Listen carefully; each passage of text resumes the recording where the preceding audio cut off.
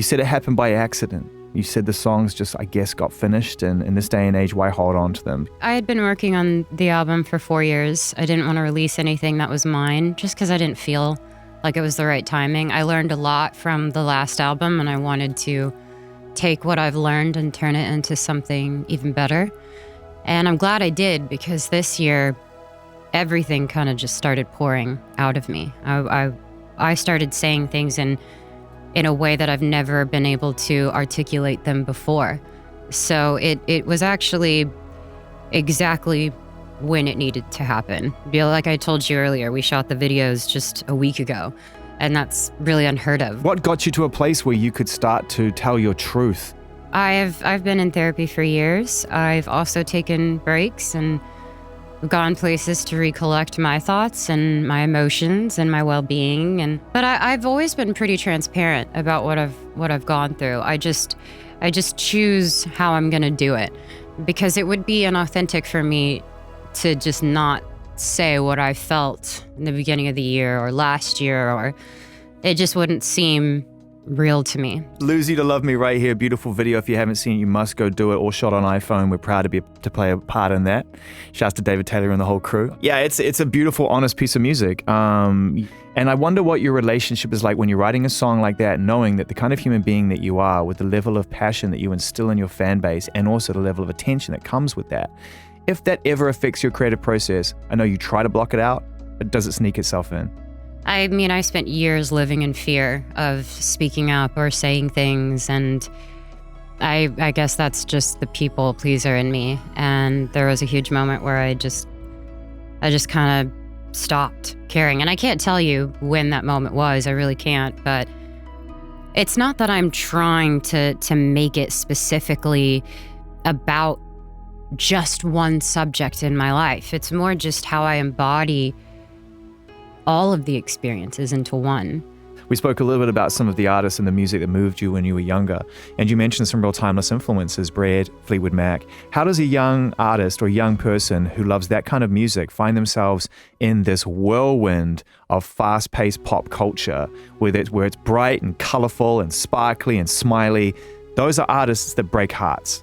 My mom was in theater, and she just had this huge music library. I mean, from Ella Fitzgerald to Reba McEntire to, then again, going to Frank Sinatra, the Eagles, and all of that. My mom, Rolling Stones, she was very much... She's a song fan, huh? Oh, for sure. And I definitely get some of that from her. But then my dad was a DJ.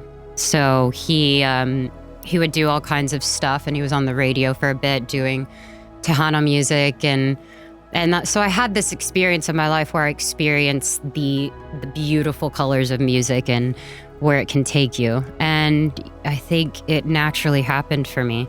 I remember I wanted to be like Paramore at one point. I thought, this is my lane. I feel it. That lasted about 3 months. We're big Paramore fans here. I literally love her. So I guess we should focus on that song, Look at Her Now. I mean, that really is that's a moment of absolute self-empowerment. You need to know who you are at that moment in time to make that song believable. Yeah.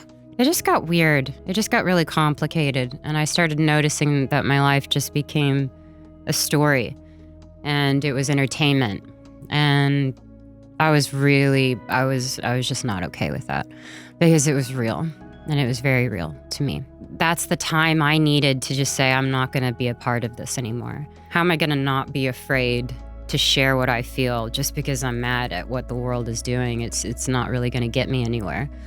And everything that I do is with good intention. I'm going to play you something right now, which I think is going to qualify that. No, this is good. So I'm going to take my mics down for the purposes of edit, and then we'll reflect in a second. But you know this voice. It's the best thing she's ever done. She came over, she played me the video. It's just, I'm so proud of her. She's been through so much. I've watched so much happen in her life and had a front row seat to so much. And I'm so proud of her. I'm really excited because when somebody has had great life experience, has had, really tough things they've had to go through, and they can process that and make art that's going to help other people, that's what kind of song this is. I'm stoked. Taylor. No, that was very sweet. Yeah. Yeah. You've known each other for a long time. Yeah, about 13 years. The challenge and the triumphs of sharing these things with friends. Right. I mean, without them, where do we go? I don't know. And I really don't. what kind of friend has she been to you through those times? Amazing. For sure. She was frustrated when I was frustrated. She was sad when I was sad. But more than anything, my friends stood by my side. When I think they visibly saw me in so much pain. And they didn't want it for me, but sorry. Oh, no, it's... They never stopped loving me. And I played her the song, and I played it with her mom and dad. And I showed her the video, and her mom and Taylor started crying. And it wasn't because the song was emotional. It was just because the first thing they said to me was, "We're so happy that you're here." Yeah. After seeing all of that, Yeah. this is such a cool moment. And that's a huge thing for me. So down to my friends back home, my family, my papa crying, saying, I hate that you went through what you went through. It breaks my heart, but I'm so proud of you.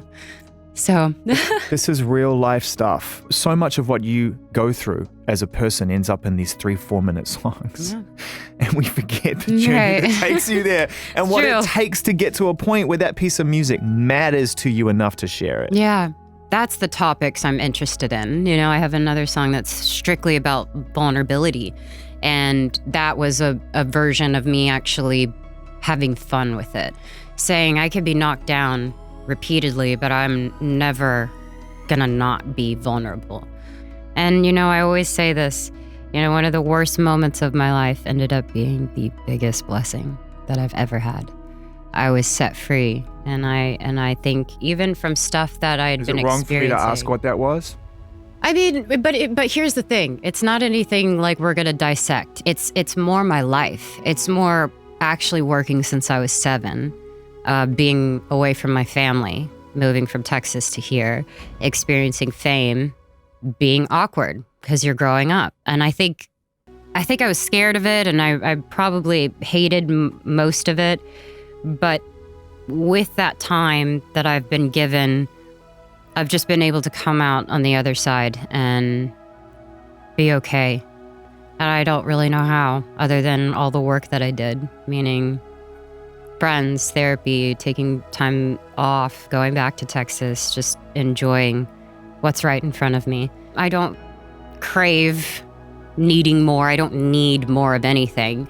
But it's actually been great because that means I'm doing something good, and you know, that's all I can do. You don't crave or need more of anything? Like, you don't crave bit like Haagen-Dazs? I crave strawberry if we're talking cheesecake. about cravings, whoa. If we're talking about cravings, of course I do. I mean, What's the ice cream flavor? Rocky Road. Standard. Wow. You're really gonna hit me with that? Come on, man. You got to go for like the deluxe edition with the little crunchy bits of biscuit. No. Because you can add brownies, and you can add whipped cream, and you can add all you different don't types. put whipped cream on your ice I cream. 100% do, and That I'm is not gonna not let you the judge game. me for that. I'm judging. Well, I am judging. And I judge you for the stain on your shirt. Oh, you're sharp. Nothing gets past you, huh?